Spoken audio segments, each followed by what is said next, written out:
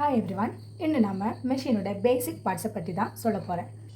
மெஷினுடைய இந்த black part மொத்தமாக ஹெட்டுன்னு சொல்லுவேன்.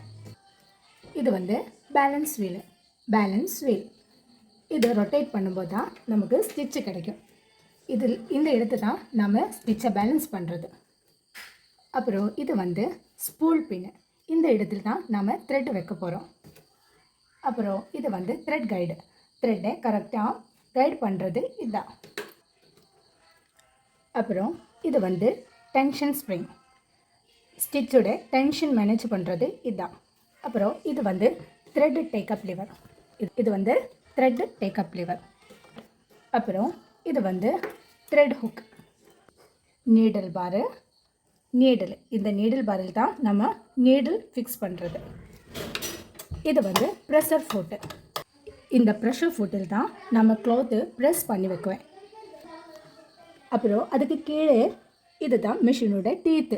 இந்த டீத்தில் தான் நம்ம க்ளாத்து மூவ் பண்ணுறதுக்கு ஹெல்ப்ஃபுல்லாக தான் இருக்கும்.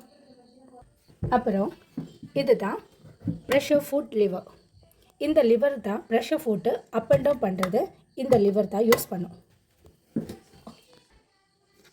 இது வந்து த்ராட் பிளேட்டு.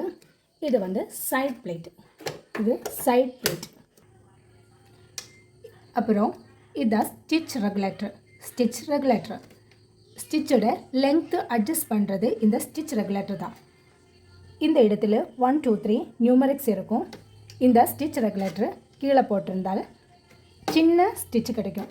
ஆனால் இது வந்து மேலே போட்டிருந்தால் பெரிய ஸ்டிச்சு கிடைக்கும். இது தான் பாபின் பைண்டர். பாபினில் நூல் சுற்றுறது இங்கே இருந்தது தான். இது தான் பேண்டு. அப்புறம் இது வந்து பேண்ட் வீலு. பேண்டு போடுறது இந்த வீல் தான். அப்புறம் இது வந்து ஃபுட் பெடல். அப்போது இதுதான் ஒரு மெஷினுடைய பேசிக் பார்ட்ஸ்.